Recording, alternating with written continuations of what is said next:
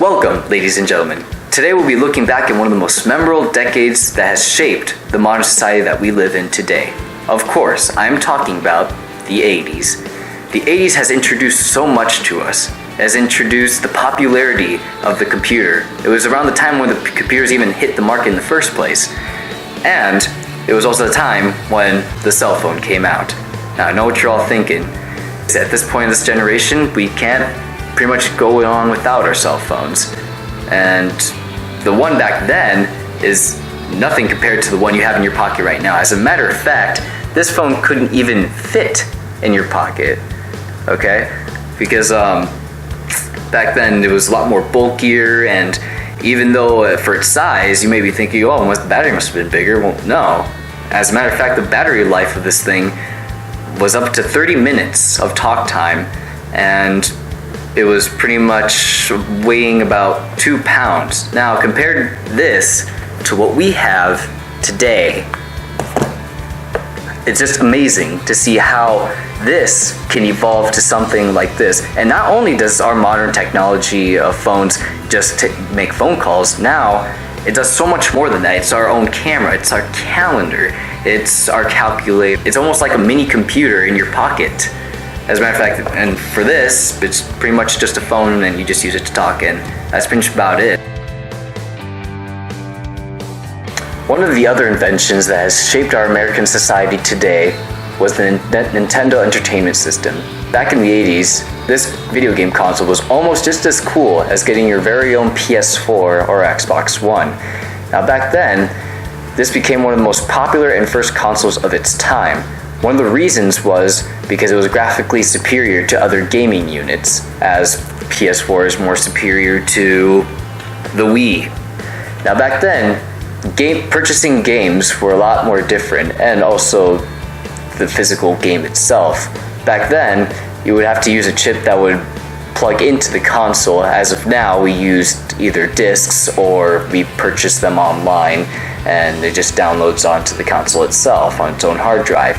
And now the consoles not only just play video games, but they have more functions, such as having YouTube or Netflix, or you can actually put an actual movie inside your console and it will play it in there.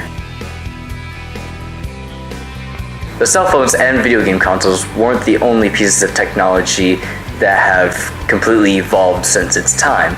One of the crucial inventions that we mostly use at the present day are computers. Just take a good look at this. It was one of the first and most popular personal computers of its time, also known in our modern world, PCs. Now, the original IBM computers had changed and revolutionized the way we use computers to this day. There was a widespread adoption by industries, and originally the IBM computers had a memory of 16 kilobytes, whereas of now, our computers have ranged from 16 to 32 gigabytes. That's a huge step forward. And back then, their computers only did simple tasks like calculations, like our own calculators now, and also did data organization. And our computers now, it's so much more advanced. We use them to write our own documents and print them out, and we use Microsoft Word and Microsoft PowerPoint. And back then they didn't have anything like that. Okay, we also have the World Wide Web, which is something that they didn't really have. They had internet, but nothing compared to our advancements since then. And we've even gotten to the point where tablets are even replacing our computers. I mean, tablets are pretty much just the same as our smartphones, only slightly bigger.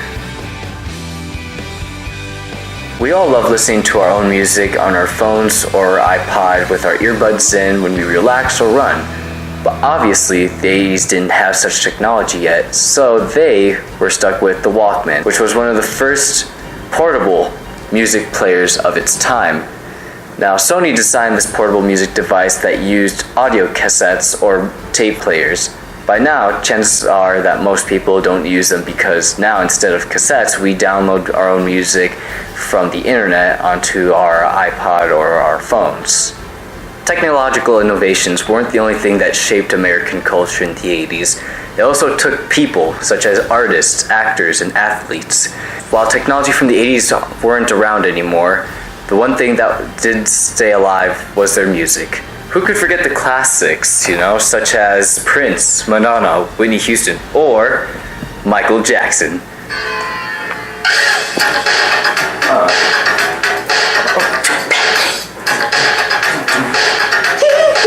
Okay, kill it. Alright, sorry, I got a little carried away there. That's just one of my favorite songs, from the 80s. Now, as I was saying, at this point, pop was one of the most dominant genres of its time.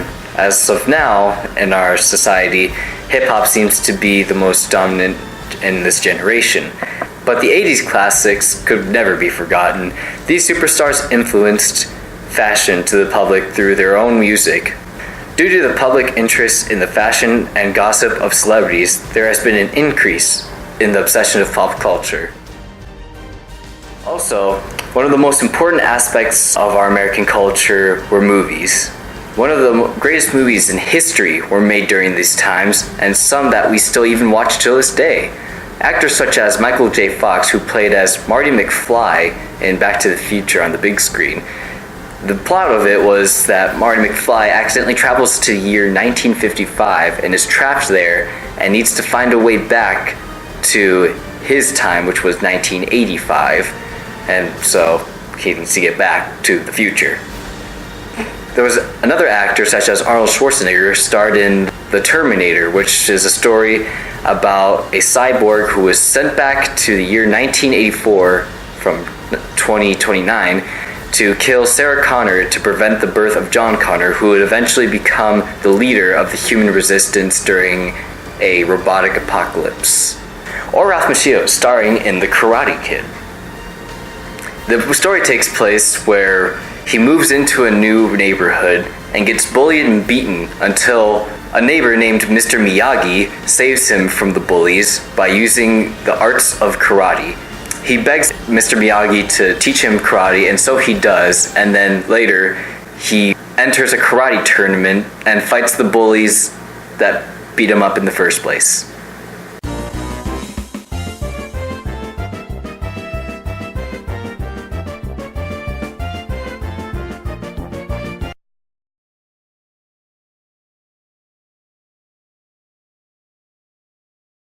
This broadcast is brought to you by Glitter Sunscreen, the newest product from the prestigious line I Wanna Be Famous. Shine as bright as the movie stars, only with I Wanna Be Famous Glitter Sunscreen. Glitter Sunscreen works 10 times better than regular sunscreen by reflecting all of the sun's harmful rays instead of just blocking them. Glitter Sunscreen is the most helpful sunscreen on the market and is the only sunscreen that can guarantee your attention wherever you go. Glitter Sunscreen is available now for only $19.80. Operators are standing by to take your call.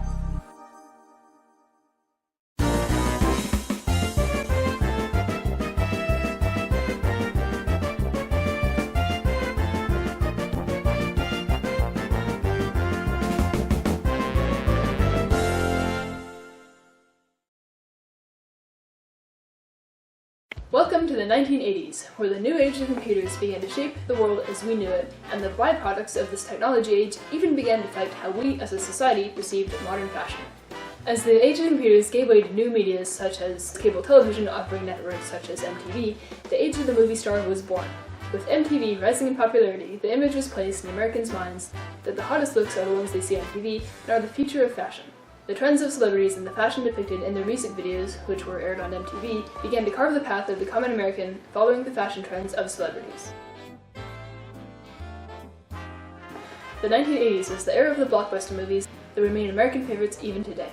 Fictional adventure and science fiction movies such as E.T., Raiders of the Lost Ark, and Return of the Jedi flooded the theaters of the 80s, and such significant movies became instant American classics. And that's not all that happened during the movie scene of the 80s. A new category of movie erupted in the 1980s, the teen movie. Suddenly there was a genre of movie that appealed to that awkward group of not quite children but also not quite adult group of people, and those awkward teens loved them. New movies including The Breakfast Club, Some Kind of Wonderful, and Pretty in Pink flowed into the theaters and were loved so much that even teens today still watch and adore movies from this genre. American culture of the 1980s gave rise to the generation of the yuppie. As America became a nation of materialism and greed, as viewed by the older generations, Generation X, the generation that came of age in the 80s and 90s, was more concerned with what they bought and the quality and expensiveness of their purchases than the older generations were. The 1980s became a decade of consumerism, as not only the demand for higher quality goods went up, but consumers were actually able to afford more expensive purchases. New products were on the market as well, which helped fuel the average consumer's eagerness to buy. New and improved products such as early PCs from companies such as IBM rose to common use in business and even home settings. VCRs, video cassette recorders, were also commonly used by the average American, and the rising popularity of color televisions gave the consumer a more intriguing experience. Cable TV offered Americans new paid networks which included Music TV, which became a quick favorite. Consumers sometimes paid for cable primarily to have access to MTV. This new type of program featured long sequences of music videos without commercials in between them, which is something that has changed since today's increase in commercials. The music videos featured on MTV programs included artists such as Michael Jackson and Madonna, who rose to the fame they have now only through the publicity of MTV. Music videos and new hit songs also affected people's view of the 1980s through songs such as Madonna's hit Material Girl, which commented on the increasing materialistic identity of Generation X in the 1980s. Music videos played on MTV from rock groups such as Duran Duran and Culture Club made them into stars, as well as in impacting Americans' culture of modern music. Other groups also featured on MTV impacted American society by changing the entire face of music in the 1980s. Groups including Public Enemy, Metallica, and Guns N' Roses opened the public to new types of music. These groups also challenged the definition of modern music in the 80s, and changed the direction music was headed permanently. A fad that was challenged in the 1980s was the popularity of cigarettes. Social norms in the generations before the 80s was that you would smoke cigarettes just as casually as you would now chew gum. It was just what people did. Movies and other media actually promoted the sale of cigarettes by having their actors smoke while acting. This widespread fad was challenged in the 80s by scientists and doctors who actually studied the effects smoking had on the body and determined them to be very harmful. Doctors of previous generations had actually declared smoking a healthy habit, while in reality it caused cancer and it destroys your lungs. The 80s became more health aware, not just about smoking, but also about sexual diseases, specifically AIDS. A hysteria about AIDS erupted in America during the 1980s as a sudden rise in AIDS cases was being called an epidemic, and the common public began to fear and hate those who had AIDS. Unfortunately, all the heat, anger, and fear for this disease fell onto gay men in particular, as they happened to contract the disease more frequently than any other group of people. Medical knowledge of AIDS was so limited back in the 80s that this lack of knowledge made people afraid to even be near someone that had this disease. People didn't want those with AIDS to even shake their hands or hug their children. As most of the blame for endangering American society fell onto gay men, hate for gay people rose incredibly nationwide, and hate crimes towards gays rose as well. Physical health awareness of the 1980s was accompanied by an increase of services for people's mental health. Multiple varieties of counseling rose for all types of people with all types of issues. However, a certain variety of psychotherapy rose in popularity, and it was used by a wide variety of people in different situations. Feminist psychotherapy became a popular form of aid for both women and men. Working women of the older generations found this type of therapy useful to help them cope with a society pressuring them to return to the home, and the new generations of women balancing jobs and home duties at the same time used it to cope with the vast amount of stress in their lives. Gay men and women found this therapy useful in trying to overcome the norms and pressures of society. It also helped those who were extremely homophobic cope with their struggles with gay people. Feminist psychotherapy was also one of the first houses of thought that determined that being gay was simply a sexual preference and not a mental disorder. Feminist psychotherapy was used by men in order to help them get out of only viewing women by the older gender stereotypes. To wrap up the trends and fashions of the 1980s, it was a time of change and innovation that opened the door for more change to come in the generations that followed.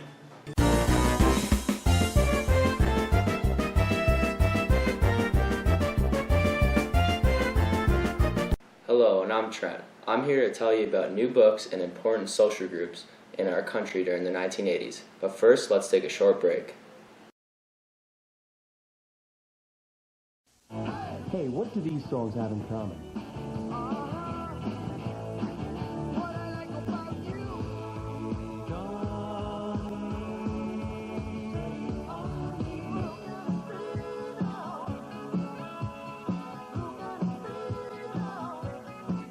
Give up?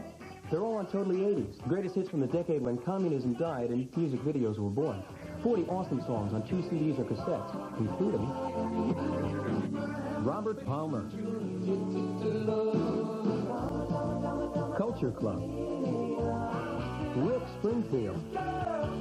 The music of the 80s taught us so much. How to party in style. To appreciate different cultures. Walk like an Egyptian.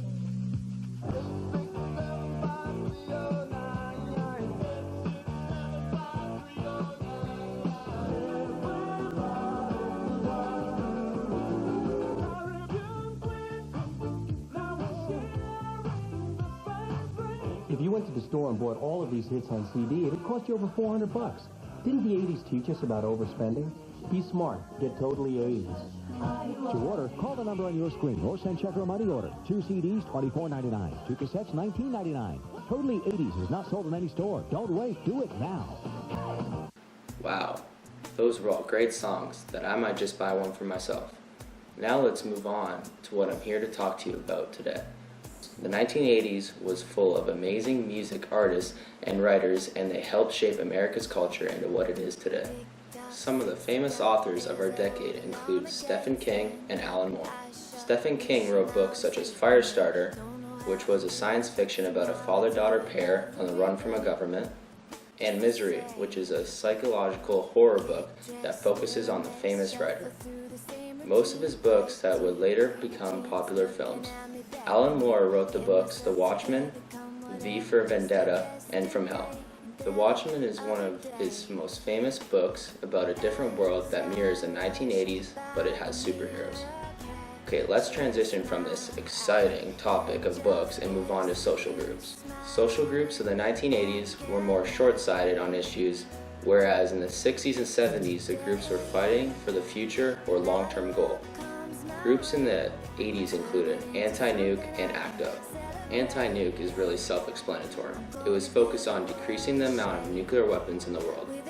They were semi-successful. ACT UP, which stands for AIDS Coalition to Unleash Power, is a group working on to impact people's lives that are living with AIDS. In fact, we have a member of the group here to talk to you today.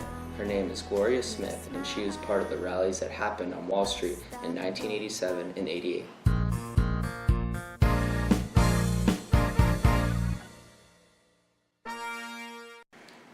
Hi, how are you today? Just fine. So tell us what you're trying to demonstrate and what it was like. We were trying to raise awareness to get better access to experimental AIDS drugs and coordinate a national plan to fight the disease. My experience was different between the two rallies because in '88, 100 of my friends got arrested instead of the 17 the year before. Wow, so do you think you brought the awareness that you wanted? Yes and no. These rallies got public attention, but I feel that we need more. Well, thank you and have a great day. So that ends our segment on books and social groups in the 1980s and concludes our program today. I hope your brain got filled with the knowledge of everything we've stated today, from technological innovations to famous artists. Good day, and God bless Canada. And maybe America.